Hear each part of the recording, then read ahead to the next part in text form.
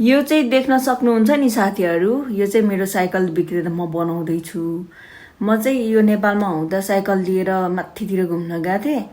बाटोमा साइकलै बिग्रियो, के गर्नु, बनाउनै पर्यो। त्यही भएर आजकल म साइकल बनाउनुमा एकदमै खप्पिस छु होइन। यदि तपाईँहरूको बिग्रेको छ भने मलाई सम्पर्क गर्न पनि सक्नुहुनेछ।